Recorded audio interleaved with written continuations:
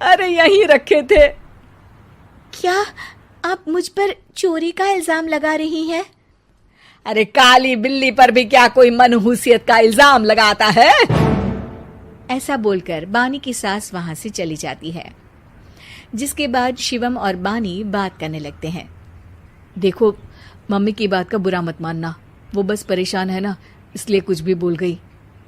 वो परेशान नहीं, मुझसे नफरत की वजह से ऐसा बोलकर गई हैं। उन्हें मैं हमेशा एक आंख नहीं सुहाती।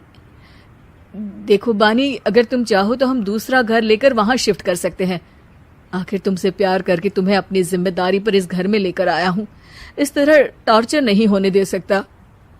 अगर आप साथ हैं तो मुझे किसी चीज की टेंशन नहीं। और आखिर वो हमारी बुजुर्ग हैं, हम उन्हें और छुटकी को इस तरह अकेले छोड़कर कैसे जा सकते हैं। इसके बाद बानी भी अपने कमरे में चली जाती है और अब हर रोज उसकी सास की तिजोरी से पैसे गायब होने लगते हैं। इसी तरह कुछ समय बीत जाता है और वो हर बार हर चीज का इल्जाम बानी पर लगाती है, पर बानी कभी कुछ भी नहीं बोलती। कल मुही नास पीटी, बहू को घर की लक्ष्मी बोलते हैं, ये तो पनौती बनकर आई है, पनौती। एक रात बानी की सास को आधी रात में प्यास लगती है तो वो पानी पीने रसोई की तरफ जाती है। तभी उसे अपनी बेटी के कमरे में कुछ आवाज सुनाई देती है।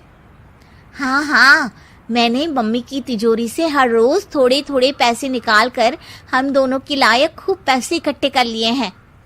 और मम्मी आज तक उस सब के लिए भाभी को ही जिम्मेदार समझती है। तुम बस जल्दी से आकर मुझे यहाँ से ले जाओ और हम कहीं दूर जाकर शादी कर लेंगे। मम्मी को कुछ पता नहीं चलेगा, सब मुसीबत खत्म। अपनी बेटी की ये सारी बातें सुनकर बानी की सास भौंचक्की रह जाती है और अपने कमरे में वापस चली जाती है। जब अगली सुबह बानी सास के कमरे में आती है, मम्मी जी क्या बात है, आज आप कमरे से बाहर ही नहीं आई? आपकी तबीयत तो ठीक है ना? क्या छुटकी कमरे से बाहर आई या तुम उसके कमरे में गई? नहीं नहीं, क्यों, जाना है क्या? मैं अभी चली जाती हूँ। नहीं, कोई कहीं नहीं जाएगा। इस पर वो बानी को साथ लेकर कमरे से बाहर आती है, जहाँ शिवम भी होता है। वहां उसकी सास बोलती है, छुटकी मेरी तिजोरी के सारे पैसे लेकर अपनी माँ के बारे में कोई ख्याल करे बिना किसी लड़के के साथ घर छोड़कर चली गई। और बहू, तुमने मुझ जैसी सास की सेवा करने के लिए अपने ही पति के साथ दूसरे घर जाने से मना कर दिया। मैंने हमेशा तुम्हारा रंग देखा अच्छा ही नहीं, जो मेरी सबसे बड़ी गलती है। मुझे माफ कर दे बेटा।